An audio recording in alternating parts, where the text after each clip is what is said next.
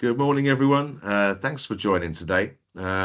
This is the first in a new series of Payroll and Pastries, the interview series. So my idea is to talk to industry experts within the payroll, HR, finance scope and sphere to understand what's going on in the industry at the moment, to understand what the future of the industry is, and just generally to have a chat with some good people. So today with me, I've got Matt, who is from CIPP, and I will introduce Matt. So Matt. Right, yeah, I'm Matt. I'm Policy and Research Officer at the CIPP. So, as part of my job, I'm responsible for keeping the industry updated, writing news articles, delivering presentations, as well as the sort of government advocacy that we do, making sure that we're representing our members and the payroll profession, speaking to HMRC, Treasury, DWP, those sort of people, and making sure that they know what's going on in the world of payroll and that we can shape the future of policy and legislation to make sure that it is fit for purpose, not just for the people it affects, but for the people that have to deal with processing it, the payroll and HR professionals of the world. So that's a big part of the job and a very important task in the payroll world, I think. Absolutely, absolutely. I managed to catch up with Matt at CIPP Live North earlier this week, and I absolutely love the CIPP events. It's a phenomenal experience. So if you haven't been to one before, make sure you try and attend some of the CIPP events. They're always a great way to network with payroll professionals and industry experts. Really get a good feel for what's going on in the industry at the moment. So I was really interested, Matt. How did you get into payroll? I know everyone's got their payroll origin story, and I was just want to know how did you get in there? How did you end up at CIPP?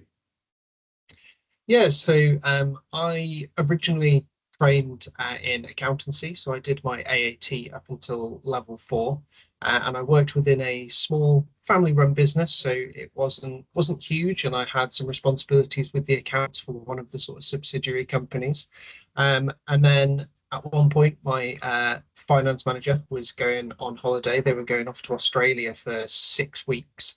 Um, so at some point in that 6 weeks, the payroll needed doing. So I was Yeah. asked to pick up the payroll, and that was my very first foray into doing any sort of payroll.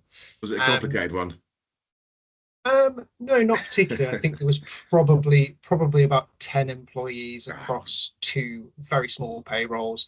Most people were salaried. There was a couple of things like Yeah. someone had a car payment, and there was obviously the timed workers.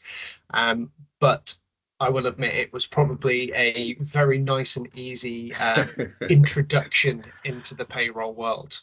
I bet But some after people listen. that, I bet some people listening with their 1,000 employee payrolls will be going, "Oh, I could do that with my eyes closed." well, that leads me on to my first sort of proper payroll job. I started working for a company that did outsourced payroll for the NHS. And as you can imagine, small family run business, NHS is a completely different kettle of fish. Oh So yeah. yeah, I did go from the 10-person payroll to maybe some of them were a couple of Wow. thousand people. But it was the temporary staffing, so there was a little bit of intricacy there. There was when I first joined, there was some IR35 stuff because that was just when it sort of tipped over into the new rules, the reforms that we had. Um, so there was a bit more complexity there, and I really enjoyed that. And while I was there, I was sort of payroll administrator. I did the pensions administration, and then I was a team leader there before I got the job at CIPP. And it was one of those things where it was a very strange job spec. I can I didn't imagine. really know what to expect, but it was very intriguing, and it is a job like no other payroll job. It is very, very different, but I do think that some of the differences really suit me in the way that I work. I sort of quite like diving into the legislation and finding out how things work and pulling things apart and seeing what makes them tick, sort of thing, and then Yeah. failing to put them back together again. But that's a different story. You're like a payroll engineer. No, it's I've been so it's slightly different from my origin story. I started off in the British Army, um, didn't even know what payroll was, didn't even know it was the industry, as you know, thought it was just pushing a button kind of thing. Yeah. And then when I left the army, I managed to get a role as a working in some kind of IT support, and then I became the manager of that team. And then the payroll team needed a team manager. It was a people manager role, but going into that role, I really learned a lot about payroll, about Swedish payroll. Actually, I was managing the Swedish payroll team. Don't Interesting. get me started about Swedish maternity payrolls. Um, and then from there, I went into account management in payroll, and then into sales, which is where I found myself, where I currently am at phase three. And that's how we met actually in the events, I think, isn't it? Yeah. I don't think you will ever get a payroll manager that doesn't know anything about payroll Yeah, at the start that won't know a hell of a lot about payroll at the end, because you absolutely. do just absorb it. And it's not something, no one sits down and learns payroll. There's no 2-week training program to just learn payroll. It's a slow accumulation of knowledge over time, and Yeah. anyone can pick it up, but it just takes that time to sort of understand fully what you're doing in your own role. And without taking anything away from the CIPP educational team, because I know they do an exceptional job, I think a lot of these things you have to get your hands-on experience, don't you? There's so Oh, many different 100%. so many different things that could go wrong, or rule changes that maybe you weren't aware of, or they weren't updated in the systems or whatnot. That I find, you have to be kind of reactive and understand these changes. Yeah. I suppose you've got, in terms of like the education side of things, you do have the sort of technical foundation, sort of Yeah, those like level 3 qualifications that give you that base to build upon. And then the higher level qualifications are more a framework of strategic thinking and leadership and that sort of thing. And they're all, like I said, a foundation for you to build further knowledge upon. And as with any education, once you've done a qualification, that's not it. yeah, CPD is a huge thing in this industry. That's why we right. run so many events and do so many webinars, to make sure that people stay on top of the knowledge and keep themselves upskilled. Because if you ignored all that, in a year's time, you're going to be out of date and you're going to get something wrong. Yeah, absolutely. So that brings me nicely onto something I wanted to just discuss quickly. I know obviously one of your roles is, taking the government kind of legislation and changes and updates and what they're wanting to do, and then you're kind of translating that into payroll terms and how that affects our organisation, and then disseminating that information amongst the industry and amongst kind of everyone who's working in payroll. So what are kind of the hot topics in legislation at the moment? Oh, so I think for me, I find myself bouncing from hot topic to hot topic. I think a There's a lot year going a on. year or so ago, yeah, a year or so ago, I was very much a sort of holiday pay for the irregular hours and part year workers expert, and Yeah, that we just sort of fully dove into that and made sure people understood that. At the start of this year, I feel it's been the neonatal care leave and pay. I think that's a huge new thing that's come in, and it's unlike anything else that anyone will have processed before. I yeah, suppose with that, just the thing I've been trying to drill into people is, hopefully that is a situation that is not going to happen all too often. And if you get that situation, go and find the information. Don't try and keep it at the top of your head, because it's going to take up room for other stuff that you more desperately need. So I suppose the neonatal is probably the big thing. We're seeing changes with HMRC's enforcement of umbrella companies. So if that's your niche, you need to be aware of things in that area. yeah, As always, we've got national minimum wage, and yeah. of course, at the moment, a lot of the talk around payroll changes are kind of being morphed with the context of the increase to the national insurance and the cost Sure. to employers. So while we don't necessarily represent employers, we are supposed to represent payroll professionals, there is still this concern within the organizations we talk to Sure. that the payroll costs that are coming have to be talked about in the context of the additional costs from the national insurance contributions, which obviously is a function of payroll.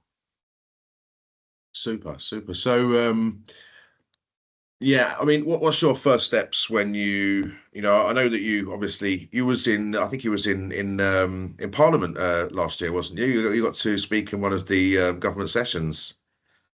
Yeah, absolutely. So to kind of like go through the whole process of how we normally deal with things. Sometimes, not very often, we do get a little bit of advanced warning off government because of some of the contacts that we have.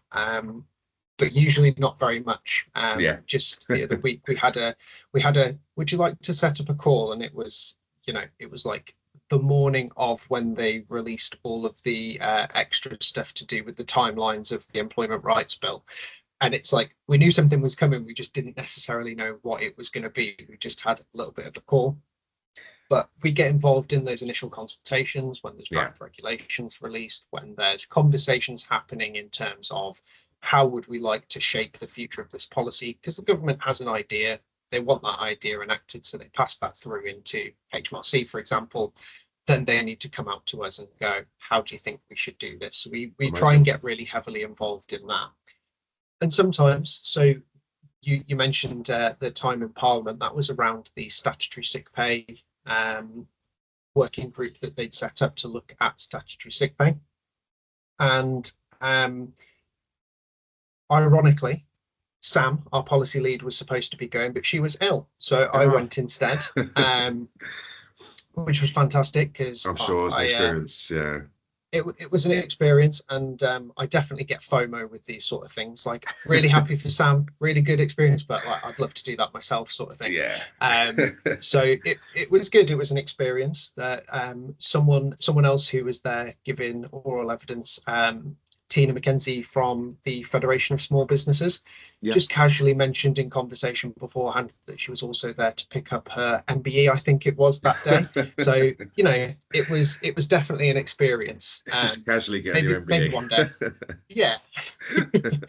um, so we get involved in those sort of things, making sure that we're representing payroll as a profession, not just our members, because we're the Chartered Institute of Payroll Professionals, and part of that charter is that we represent all payroll professionals, not just our members. But obviously, we try and get feedback from our members, give them the value of membership with the CIPP, so that we're really feeding back their concerns. And then that flows all the way through to the sort of final implementation of things. When we know what's going to be happening, then it's our job to sort of really break that down and make sure that we can deliver that in really digestible bits of information, whether that's webinars, fact sheets, articles online, articles in our magazine, just making sure anyone can keep up to date with these sort of things, whether they're a payroll manager, payroll administrator, or even an apprentice. Oh yeah, wow. Last question I had for you, that I wanted to ask is what kind of, I know it's kind of a generic question, what advice would you have for someone just starting their career in payroll? Perhaps they've got their first kind of payroll administrator role and they're looking at, what they can do training wise, experience wise. What advice would you give to someone? Well, I'm very much a sort of leaf on the wind in terms of sort of my career. I just go with the flow, see where things take me. So maybe I'm not the best person to give advice. However, I would say kind of absorb as much information as you can, and don't be afraid to sort of put your ideas out there. One of the things that we discussed at Payroll Live North was really embracing the strategic nature of payroll. Don't be just the person that pushes the button. Think about the impacts of things that it has on the employees that you're paying, the team that you're in, the compliance. For me on the legislative side, the compliance is a huge thing. And I think you need people within organizations who can look at things and go, are we doing this correctly? And if not, finding a way to move forward. So really just absorb as much information you have, put yourself out there in terms of making sure that you are leading the profession, not just sort of flowing through and just going with the flow. Really sort of make sure that you think of things in a strategic way, because that is the direction that payroll is going, whether we like it or not. Yeah. We need to be much more in tune with what businesses are doing and what businesses need out of the payroll function, so that we can have a seat at the table, those big head tables with the head of HR and the head of finance. That's always a question of whether payroll should have a seat at that table. And we've got organizations that do. We've got sort of equity partners within big firms now Yeah. as a payroll professional. I think that's fantastic. Absolutely. I've certainly read enough arguments on LinkedIn to and for having a kind of having a head of payroll at within C-suite. There's some arguments for it, as in it is not necessarily a HR or a finance function. It's had its own merits, but at the same time, adding an extra seat at C-suite level kind of does add more kind of option, less clarity on directions sometimes. So there's definitely arguments for it. I believe personally, it depends on what your business looks like and how your business is modeled. And yeah, absolutely. So Matt, this was an exceptional start to my interview series. I got some really cool insights into your world in CIPP, and I really appreciate that. And Not a problem. Thank you very much for having me. absolutely. Speak to you soon. Thank you.